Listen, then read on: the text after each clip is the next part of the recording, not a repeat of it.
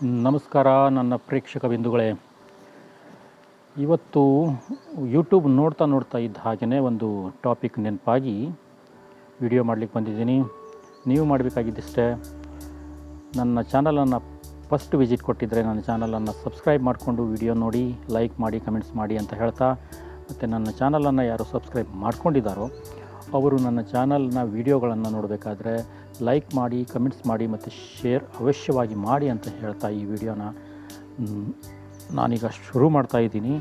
ಇದು ಕಷ್ಟ, ಸಬ್ಸ್ಕ್ರೈಬ್ ಮತ್ತು ಲೈಕ್ ಕಮೆಂಟ್ ಮಾಡಿ ಅಂತ ಹೇಳೋದು. ಹೇಳಿನೂ ಇದು ಹಾಗೆ ಆಗತ್ತೆ ಅಂತ ಇಲ್ಲ, ಆದರೆ ನಮ್ಮ ಪದ್ಧತಿ ನಾವು ಬಿಡಲಿಕ್ಕಾಗೋದಿಲ್ಲ. ಹಾಗಾಗಿ ಇದನ್ನು ನಾವು ಹೇಳ್ತೀವಿ. ಆದರೆ ಯೂಟ್ಯೂಬರ್ ಹಣೆಬರ ಏನು ಅನ್ನೋದನ್ನು ಹೇಳಲಿಕ್ಕೆ ಇವತ್ತು ನಾನು ಈ ವಿಡಿಯೋನ ಅರ್ಜೆಂಟ್ನಲ್ಲಿ ಮಾಡ್ತಾಯಿದ್ದೀನಿ. ಕಾರಣ ಇಷ್ಟೇ, ಈಗ ನಾನು ಸ್ವಲ್ಪ ಹೊತ್ತು ಹಿಂದೆ ವಿಡಿಯೋನ ನೋಡ್ತಾ ಇದ್ದೆ. ಯೂಟ್ಯೂಬ್ ಚಾಲೂ ಮಾಡಿದಾಗ ಮೇಲೆ ಸ್ಕ್ರೋಲ್ ಮಾಡ್ತಾಯಿದ್ದೆ. ಹಾಗೆಯೇ ಒಬ್ಬರ ಟೆಂಬೆಲನ್ನು ನೋಡಿ ಆ ವಿಡಿಯೋ ನೋಡಬೇಕು ಅಂತ ಅನ್ನಿಸ್ತು. ಅವರ ಚಾನಲನ್ನು ನಾನು ಸಬ್ಸ್ಕ್ರೈಬ್ ಮಾಡ್ಕೊಂಡಿರಲಿಲ್ಲ. ಅವರು ಟೆಕ್ ವಿಡಿಯೋನ ಮಾಡ್ತಿದ್ರು. ಆ ವಿಡಿಯೋನ ನಾನು ನೋಡಬೇಕು ಅಂತ ಪ್ಲೇ ಮಾಡಿದಾಗ ಆ ಹುಡುಗ ಸುಮಾರು ನನಗಿಂತ ಸಣ್ಣವನು ಅಂತ ಕಾಣುತ್ತೆ, ಹಳ್ಳಿಯ ಹುಡುಗ. ಅವನ ಚಾನಲ್ನಲ್ಲಿ ಸುಮಾರು 83,000 ಏನೋ ಸಬ್ಸ್ಕ್ರೈಬರ್ ಇದ್ದಾರೆ. ಆದರೂ ಕೂಡ ಈಗ ಹಾಲಿ ಹತ್ತಿರ 3-4 ತಿಂಗಳಿನಿಂದ ಅವನ ಚಾನಲ್ನಲ್ಲಿ ವ್ಯೂ ಬರ್ತಾ ಇಲ್ಲ. ಕಾರಣ 500, 600, 300, 400 ಈ ಥರ ವ್ಯೂ ಬರ್ತಾ ಇದೆ. ಅದಕ್ಕೆ ಬೇಸತ್ತು ಅವನು ತನ್ನ ಚಾನಲ್ನಲ್ಲೇ ಒಂದು ವಿಡಿಯೋವನ್ನು ಮಾಡಿ ಹಾಕಿದ್ದಾನೆ.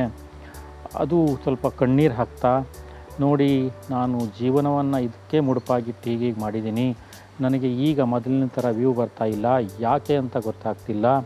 ಸುಮಾರು 83,000 ಸಬ್ಸ್ಕ್ರೈಬರ್ ಇದ್ದರೂ ನೋಟಿಫಿಕೇಷನ್ ಆನ್ ಮಾಡ್ಕೊಳ್ದೇ ಇದ್ದಿದ್ದಕ್ಕೆ ನನ್ನ ವೀಡಿಯೋಗಳು ಅವ್ರ ಹತ್ರ ಹೋಗಿ ಮುಟ್ತಾ ಇಲ್ಲ ಅಂತ ಕಾಣಿಸುತ್ತೆ. ಹಾಗಾಗಿ ನೀವೆಲ್ಲರೂ ನನ್ನ ವೀಡಿಯೋವನ್ನು ನೋಡಿ, ನಾನು ಒಳ್ಳೊಳ್ಳೆ ಕಂಟೆಂಟ್ಸನ್ನು ತಗೊಬಂದು ವೀಡಿಯೋ ಮಾಡ್ತೀನಿ ಹಾಗೆ ಹೀಗೆ ಅಂತ ಹೇಳ್ತಾ ಇದ್ದ.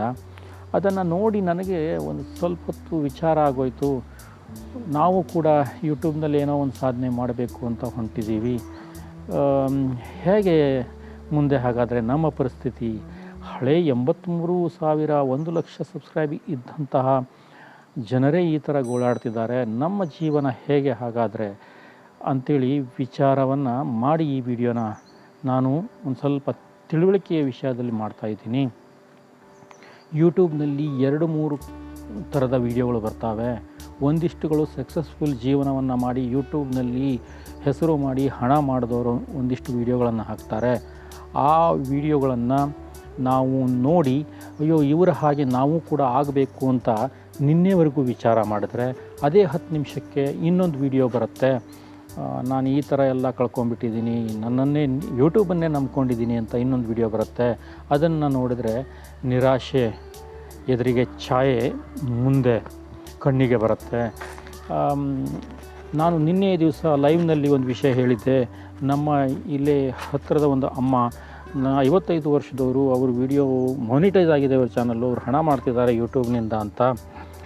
ಹಾಗಾದರೆ ನಮ್ಮ ಹತ್ರ ಯಾಕೆ ಆಗೋದಿಲ್ಲ ಅನ್ನೋ ವಿಚಾರವನ್ನು ಹೇಳಿದ್ದೆ. ಆದರೆ ಇವತ್ತು ಈ ಹುಡುಗನ ವಿಡಿಯೋ ನೋಡಿದ್ರೆ ನಿರಾಶೆ ಬಹಳ ಆಯಿತು. ಆ ಹುಡುಗನ ಚಾನಲ್ ಹೆಸರು ಮತ್ತು ಅದನ್ನೆಲ್ಲ ನಾನು ಇಲ್ಲಿ ಹೇಳಲಿಕ್ಕೆ ಹೋಗೋದಿಲ್ಲ. ಆದರೆ ಅದನ್ನು ಬೇಸತ್ತು 83,000 ಸಬ್ಸ್ಕ್ರೈಬ್ ಇದ್ದರೂ ಕೂಡ ಆಗ್ತಿಲ್ಲ ಅಂದಾಗ ನಾನು ಅವನ ಚಾನಲ್ನ ಕೊನೆಯಲ್ಲಿ ಸಬ್ಸ್ಕ್ರೈಬ್ ಮಾಡಿಕೊಂಡು ಬೆಲ್ ಐಕಾನ್ನ ಒತ್ತಿ ನೋಟಿಫಿಕೇಷನ್ ಆನ್ ಮಾಡಿಕೊಂಡೆ. ಮತ್ತು ಹಾಗೆ ಅವನಿಗೆ ಕೂಡ ಮೆಸೇಜು ಮಾಡಿದೆ.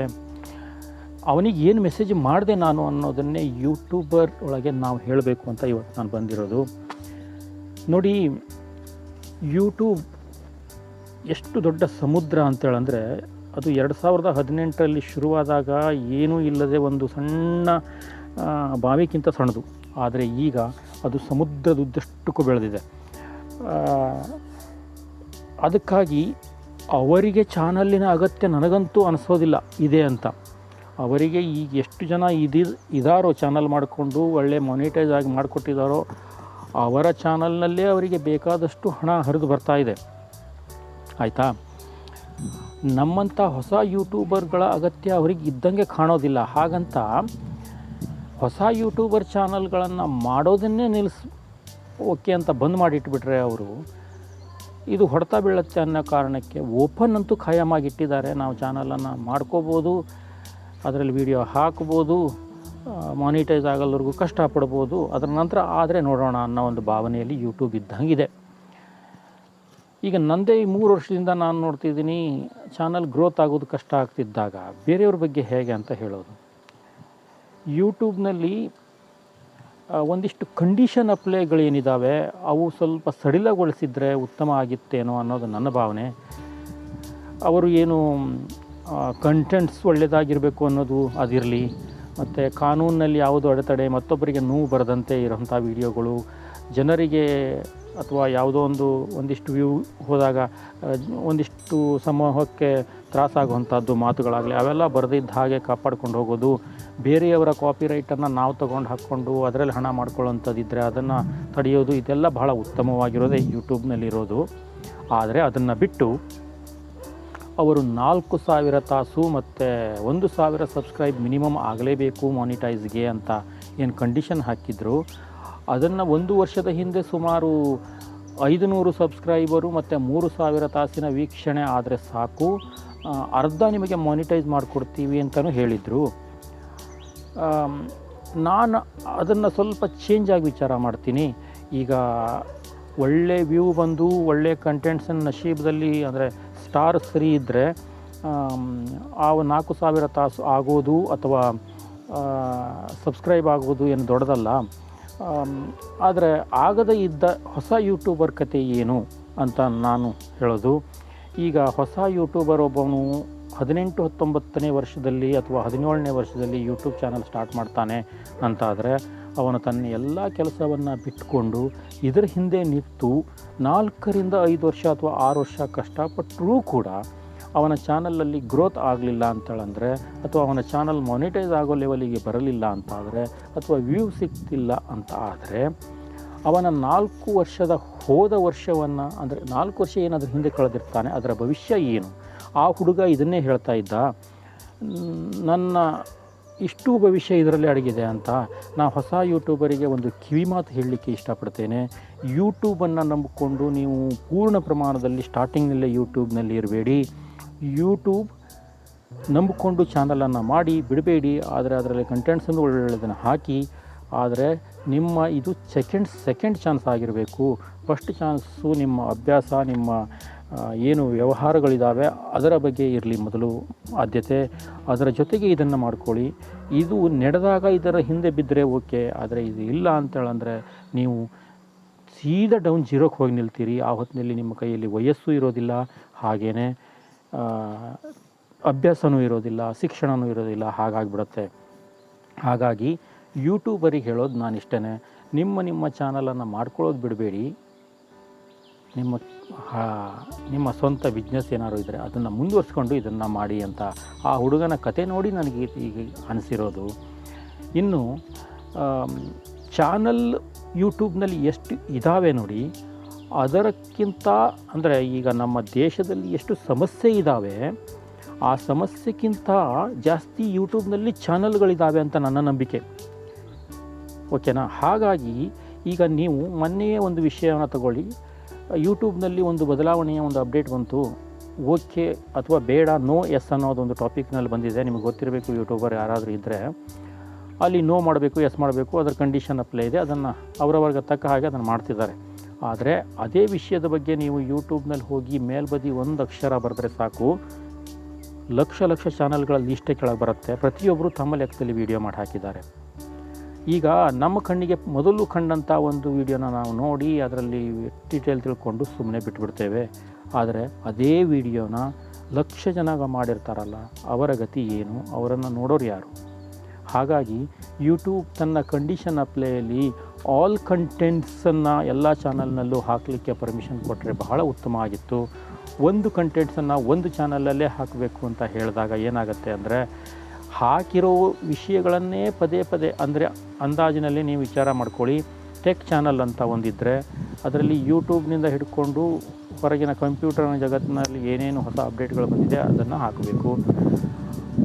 ಬಂದಿರೋಂಥ ಇದ್ದಂಥ ವಸ್ತುವನ್ನೇ ಎಲ್ಲ ಚಾನಲಲ್ಲೂ ಹಾಕಿದಾಗ ಗ್ರೋತ್ ಹೇಗಾಗತ್ತೆ? ಹಾಗಾಗಿ ಈಗ ನನ್ನ ಅಕ್ಕ ತಂಗಿರು ರೆಸಿಪಿ ಚಾನಲ್ನಲ್ಲಿದ್ದಾರೆ. ರೆಸಿಪಿ ಚಾನಲ್ನಲ್ಲಿ ದಿವಸಕ್ಕೆ ಅವರಿಗೆ 100 ಥರದ ಕಂಟೆಂಟ್ ಸಿಗುತ್ತೆ, ಆ ಥರದ್ದು ಓಕೆ. ಆದರೆ ಇಲ್ಲಿ ಈ ಟೆಕ್ ಚಾನಲ್ನವ್ರದ್ದು ಮತ್ತು ಬಾಕಿ ಒಂದಿಷ್ಟು ಚಾನಲ್ಗಳಿವೆ, ಆ ಚಾನಲ್ನವ್ರಿಗೆ ವ್ಯೂ ಬರೋದಾದರೂ ಹೇಗೆ? ಹಾಗಾಗಿ ಆಲ್ ಕಂಟೆಂಟ್ಸ್ ಎಲ್ಲದೂ ಓಕೆ. ನಿಮ್ಮ ಲೆವೆಲ್ನಲ್ಲಿ ನಿಮ್ಮ ಕಾನೂನಿನ ಒಳಗಿದ್ದು ನೀವು ವಿಡಿಯೋವನ್ನು ಹಾಕಿ ಇಷ್ಟ ಇದ್ದರೆ ಜನರು ನೋಡ್ತಾರೆ. ಅದರ ಜೊತೆಯಲ್ಲಿ 250 ಸಬ್ಸ್ಕ್ರೈಬರ್, 500 ತಾಸಿನ ವೀಕ್ಷಣೆ, ಇದಂತೂ ಅಗತ್ಯವಾಗಿ ಸ್ವಲ್ಪನೂ ಕಂಡೀಷನ್ ಇಲ್ಲದೇ ಇದ್ದರೆ ಬಹಳ ಕಷ್ಟ. ಇಷ್ಟನ್ನು ಕಂಡೀಷನ್ ಅಪ್ಲೈ ಇಟ್ಟು ಮಾಡಿ ಚಾನಲ್ಲು ಓಕೆ ಆದರೆ ಅವರ ಚಾನಲನ್ನು ಮೊನಿಟೈಸ್ ಮಾಡಿ ಕೊಟ್ಟರೆ ಅದರ ನಂತರ ಅವರ ಚಾನಲಲ್ಲಿ ಎಷ್ಟು ವೀಕ್ಷಣೆ ಆಗಿದೆ ಅಷ್ಟು ದುಡ್ಡು. ಇಲ್ಲ ಅಂತೇಳಂದರೆ ಇಲ್ಲ, ಅದು ಅವರವರ ಹಣೆ ಬರೋಕ್ಕೆ ಬಿಟ್ಟಿದ್ದು. ಸ್ಟಾರ್ಟಿಂಗ್ನಲ್ಲೇ ನೀವು ಸೀದಾ 4,000 ತಾಸು 1,000 ಸಬ್ಸ್ಕ್ರೈಬರ್ ಅಂತ ಯಾಕೆ ಇದನ್ನು ಮಾಡಿಟ್ಟಿದ್ದೀರಿ ಅಂತ ಗೊತ್ತಿಲ್ಲ. ಮೊದಲೇ ನನಗೆ ಗೊತ್ತಿದ್ದ ಹಾಗೆ ಸ್ಟಾರ್ಟಿಂಗ್ನಲ್ಲಿ ಈ ಕಂಡೀಷನ್ ಏನೂ ಇರಲಿಲ್ಲ. ಸ್ಟಾರ್ಟಿಂಗ್ನಲ್ಲೇ ಇದು ಈಗೀಗ ಬಂದಿದೆ. ಯಾಕಂತೇಳಂದರೆ ಯೂಟ್ಯೂಬಿಗೆ ಚಾನಲ್ಲಿನ ಅಗತ್ಯ ಇಲ್ಲ ಅಂತ ನನ್ನ ಅನಿಸುತ್ತೆ ಕೂಡ. ಯಾಕಂತೇಳಂದರೆ ಅವರ ಹತ್ರ ತುಂಬಿದೆ ಸಮುದ್ರ. ಹಾಗಾಗಿ ಹೊಸದಾಗಿ ಯೂಟ್ಯೂಬರ್ ಆಗೋಕ್ಕೆ ಯಾರಾದರೂ ಬಂದಿದ್ದರೆ ಅವರು ತಮ್ಮ ಯೂಟ್ಯೂಬ್ ಜರ್ನಿಯನ್ನು ಶುರು ಮಾಡ್ಕೊಳ್ಬೋದು. ಆದರೆ ಇದನ್ನೇ ಜೀವನವನ್ನು ಮಾಡ್ಕೋಬೇಡಿ.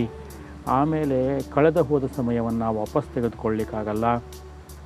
ಹಾಗೆಯೇ ಯೂಟ್ಯೂಬು ಕೂಡ ತನ್ನ ಕಂಡೀಷನ್ ಅಪ್ಲೈ ಒಳಗೆ ಒಂದಿಷ್ಟು ಕಂಡೀಷನ್ನ ಸಡಿಲಪಡಿಸಿದ್ರೆ ಬಹಳ ಉತ್ತಮ ಹೊಸದಾಗಿ ಬರುವಂಥ ಯೂಟ್ಯೂಬರಿಗೆ ಅಂತ ನನಗನ್ಸುತ್ತೆ. ಇದಾಗಿತ್ತು ಯೂಟ್ಯೂಬ್ ಬಗ್ಗೆ ಆ ಹುಡುಗನ ವಿಡಿಯೋ ನೋಡಿದಾಗ ನನಗೆ ತಿಳಿದಂಥ ಒಂದಿಷ್ಟು ಮಾಹಿತಿಗಳು.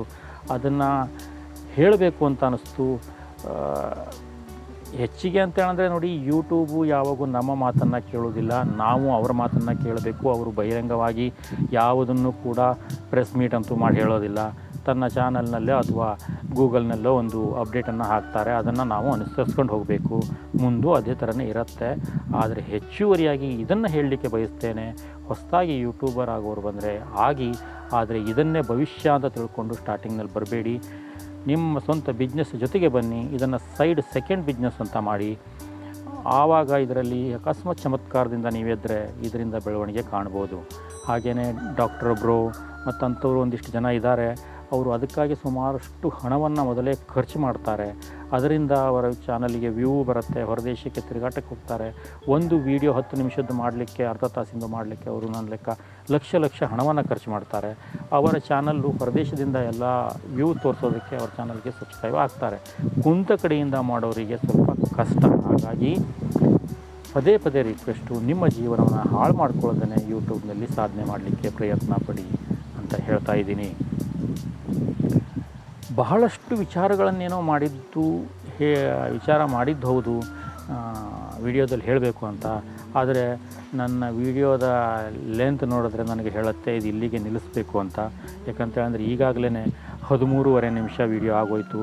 ಸಿಂಪಲ್ಲಾಗಿ ಸಣ್ಣದಾಗಿಡಬೇಕು ಅಂತ ಮಾಡಿದ್ದೆ ನಾನು, ಆದರೂ ಆಗಲಿಲ್ಲ. ಇಷ್ಟು ಹೇಳಲೇಬೇಕಾಗಿತ್ತು, ಹೇಳಿದ್ದೀನಿ. ಹಾಗಾಗಿ ನನ್ನ ಈ ವಿಡಿಯೋ ಇಷ್ಟ ಆಗಿದ್ದರೆ ವಿಡಿಯೋನ ಶೇರ್ ಮಾಡಿ, ಲೈಕ್ ಮಾಡಿ, ಕಮೆಂಟ್ಸ್ ಮಾಡಿ, ಚಾನಲನ್ನು ಸಬ್ಸ್ಕ್ರೈಬ್ ಮಾಡಿಕೊಂಡು ವಿಡಿಯೋ ನೋಡಿ ಅಂತ ಹೇಳ್ತಾ ಸಿಗೋಣ ಮತ್ತೊಂದು ವಿಡಿಯೋದಲ್ಲಿ. ಅಲ್ಲಿಯವರೆಗೆ ಕನ್ನಡ ಕಸ್ತೂರಿ ಚಾನಲಿಂದ ನಮಸ್ಕಾರ. ಮತ್ತು ಪ್ರೇಕ್ಷಕ ಬಿಂದುಗಳಿಗೆ ಕೊನೆಯಲ್ಲಿ ಇನ್ನೊಂದು ಟ್ರಿಕ್ ಹೇಳೋಗ್ಬಿಡ್ತೀನಿ. ನನ್ನ ಚಾನಲಿನ ಹೆಸರನ್ನು ಆರ್ಕೆ ಟಾಕೀಸ್ ಕನ್ನಡ ಕಸ್ತೂರಿ ಅಂತ ಇದ್ದದ್ದನ್ನು ಖಾಲಿ ಈಗ ಸಿಂಪಲ್ಲಾಗಿ ಕನ್ನಡ ಕಸ್ತೂರಿ ಅಂತ ಮಾಡಿದ್ದೀನಿ. ಆಮೇಲೆ ಚಾನಲ್ ಲೋಗೋ ಖಾಲಿ KK ಅಂತ ಇರುತ್ತೆ. ಯಾಕಂತೇಳಂದರೆ ಒಂದಿಷ್ಟು ಜನ ಆರ್ಕೆ ಟಾಕೀಸ್ ಕನ್ನಡ ಕಸ್ತೂರಿ ಅಂದರೆ ಭಾಳ ಉದ್ದ ಆಗುತ್ತೆ ಅಂತ ಹೇಳ್ತಾಯಿದ್ರು. ಹಾಗಾಗಿ ಅದನ್ನು ಶಾರ್ಟ್ ಮಾಡಿದ್ದೀನಿ.